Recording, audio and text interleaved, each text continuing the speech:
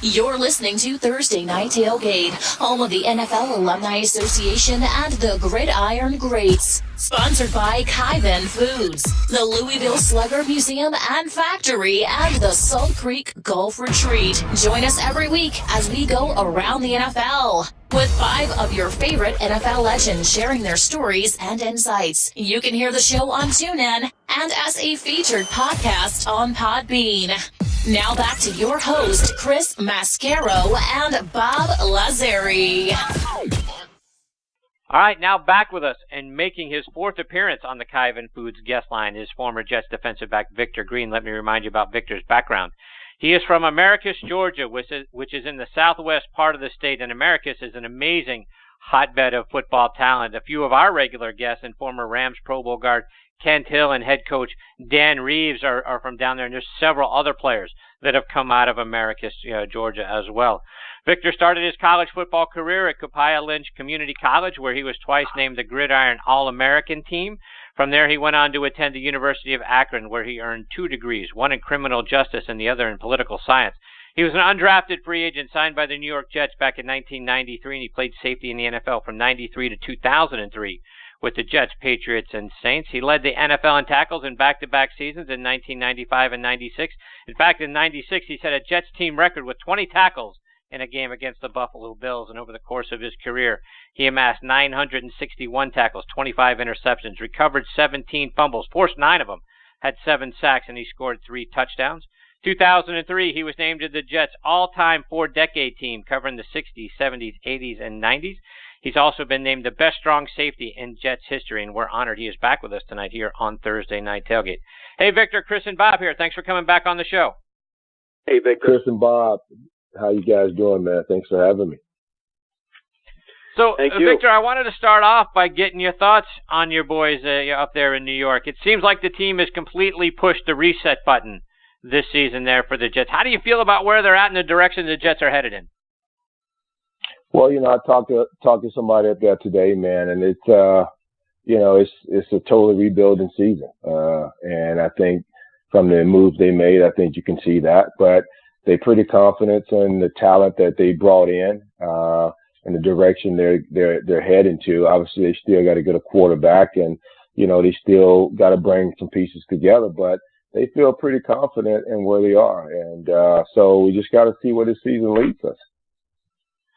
And Victor, talking about the talent that they brought in, they drafted safeties in the first 2 rounds. Jamal Adams out of LSU, Marcus May out of Florida, and those 2 guys slated to be starters, this weekend and going forward. Have you had a chance to either talk to those guys or check them out during preseason at all? I haven't, man. They it's the first time 2 starters going to be in the Jets secondary since 1966. So. They're supposed to be pretty good. I haven't talked to them. I've been pretty busy this summer, so I haven't had a chance to get up there yet. But from what I've seen and heard of these 2 guys, they seem to be pretty good. So, when the Bullets start flying Sunday against Buffalo, we'll see how good they're going to be. But I think over the course of their career, I think we're looking at 2 fine young safeties that they picked up in the first 2 rounds. And Victor, over your first 4 years in the league with the Jets, you went through Bruce Kozlitz last year as head coach, and then you're on to Pete Carroll's one and only season there, and then 2 years of the Richie Kotite era. As a player, particularly a young player, what's it like going through a level of instability at the head coaching level and probably the whole coaching staff level as coaches are cycling in and cycling out, philosophies change, and that sort of thing? How difficult is that on a team? It's difficult. In my 9 years with the Jets, I think I had 6 head coaches and 5 defensive coordinators. So, as a young player, as any player, I feel you need 2 years into a system to really get comfortable. And when you're changing coordinators or head coaches so often as we did in the early 90s, it's pretty strenuous on a young player like myself. And it kind of taxing on an older player, maybe not as so because they've been playing, for some years now. But for me, it was pretty tough coming in out of as an undrafted free agent, and coming from a college system that wasn't very sophisticated. and coming into a system that, was a little bit more that I've seen. So it was pretty stressful for me. But, you get the hang of it. You become a pro pretty early because you have to grow up. But it is challenging. And I think for even from the two young safeties playing in a big time system as they did, they're going to have their challenges even coming from a Florida, LSU, even to the Jets. So they're going to have their growing pains and as well as any other young guys coming into the league. Bob, questions for Victor? It's great to speak with you again, Victor. I think we touched on this a few times before, but your first two seasons in the NFL were Ronnie Lott's last two seasons. And you talk about having probably another coach on the team, Victor. I know he took a lot from him. He's a Hall of Fame player and everything, but what other things did you take away from him that enabled you to have the great career that you did? Well, I just talked to Ronnie, and we've remained friends. He playing in my golf tournament in a couple of weeks, and we had the opportunity to talk last year at Namath event, and I didn't know how much he respected me, to be honest with you. When he left the game, he followed me, but the most I learned from that guy just how to be a pro. This guy, I think when he came was in his 13th, 14th season at the time, and he's staying after practice, hitting the dummy, tackling the dummy and things like that. Or, I see him in the gym at lunchtime working out. So, as a young guy, I said, hey, if this way got this guy this many years, maybe I need to tag along. So I started working out with him. I started watching film with him. I started staying out to practice with him. And it definitely taught me work ethic. It taught me how to be a pro really early. And I think that made me the player that I was, and having Ronnie as my mentor, it really helped me early on. It really helped me in my career. And I took that and I carried that through my career as well and tried to help other young players. And Victor, we think of the Jets back in the 80s, 90s. We always... People up this way are always wondering about Leon Hess. He died in the late 90s, was the owner at the time and a very wealthy man. I was wondering, Victor, we haven't talked too much about him and nobody's ever said too much about him, but was he a hands-on type of owner? Did you have any dealings with him? Tell us what you know about Leon. Well, Leon was a good man and he used to be at practice every so often, usually on Fridays. When more of a relaxed day, no pads. But, he used to, shake everybody's hands and came up and make sure he knew everybody. And he made a point of that to know who his players were and not just be an owner from the outside and just come there and just speak to anybody. So he was a good man. Like you say, he had a lot of money, but I think he cared more about the team.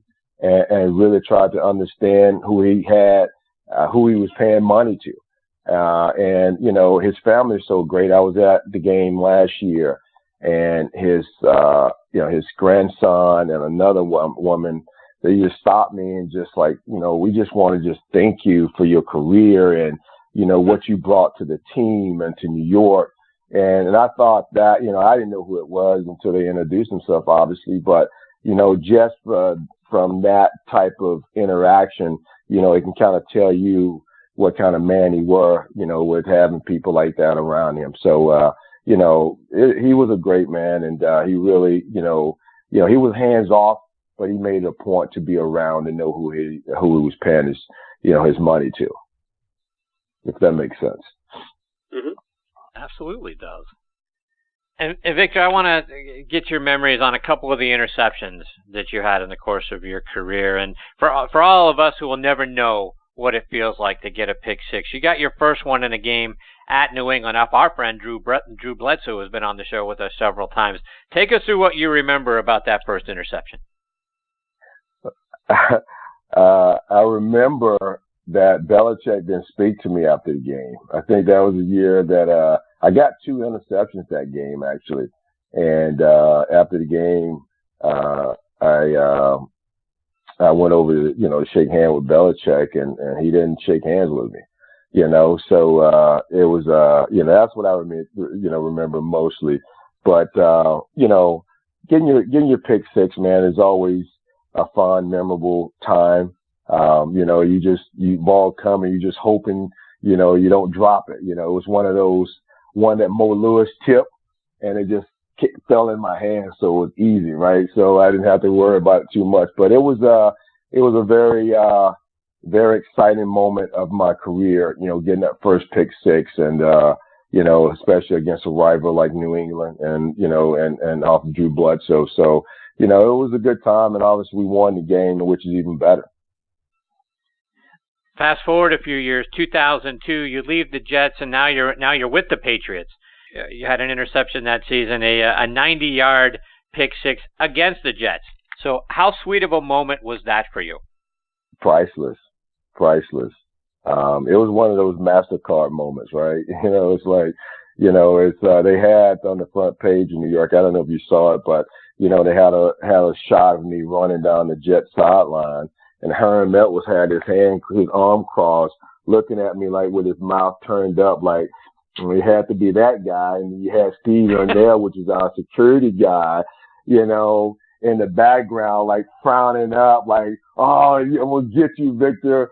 Right. So he's in the background. So it was one of those MasterCards, like Victor Green, go back to New York, run a 90-yard interception, and the Jet sideline security guy, Steve Yarnell, faces just madly or whatever. Priceless, right? It was one of those priceless moments. But, it was special, man, because, that whole week, I hope you got that. It'll be a couple minutes, guys. But it was that whole week leading up to that game. I was so nervous, how the fans would react to me, and being in New York for so long, going to our rival, and it was just nerve wracking.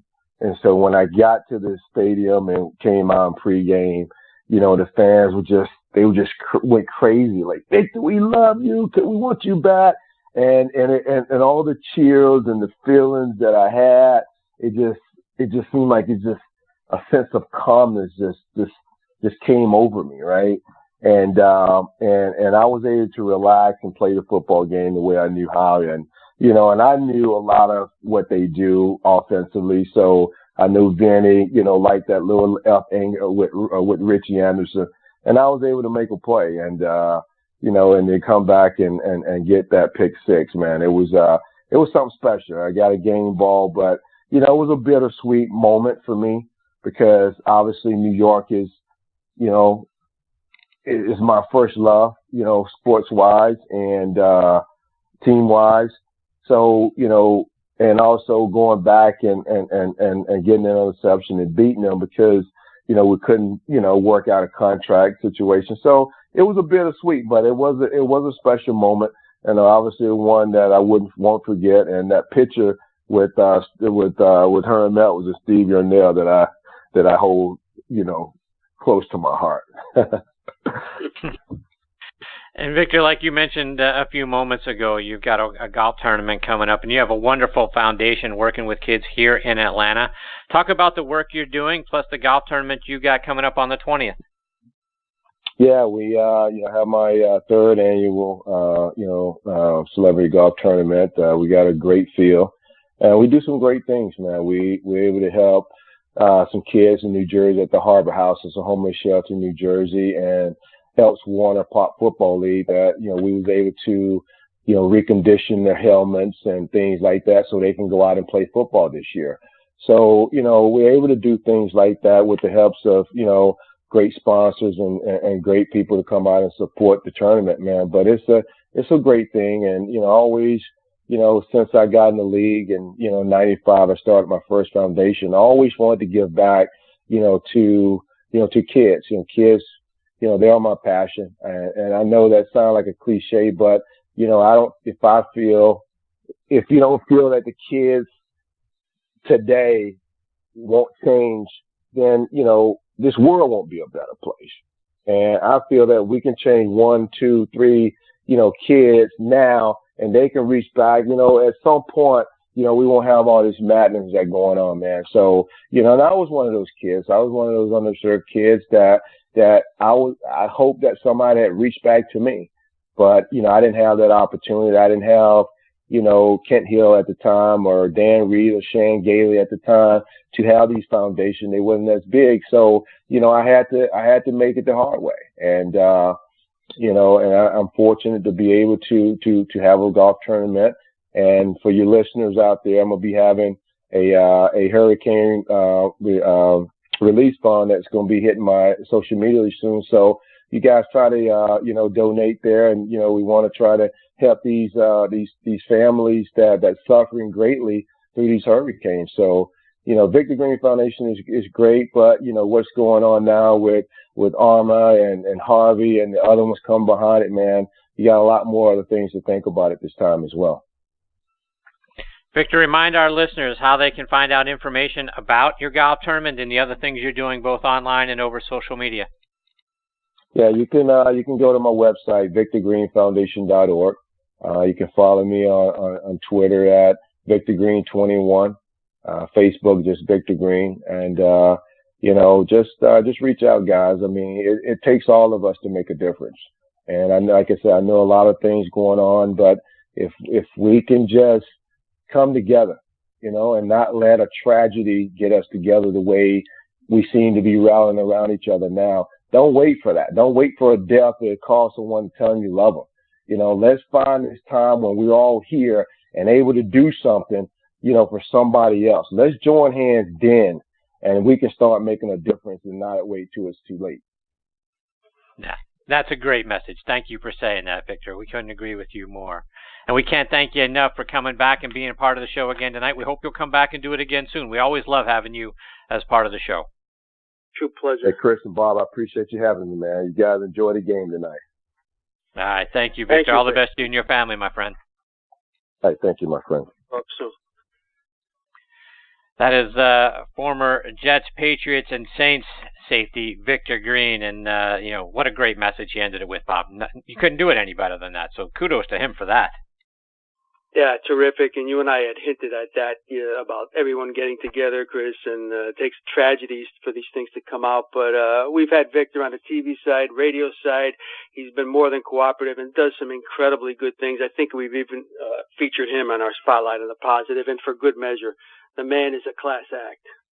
Yes, he is, very much so. And again, VictorGreenFoundation.org, and follow him on Twitter at VictorGreen21.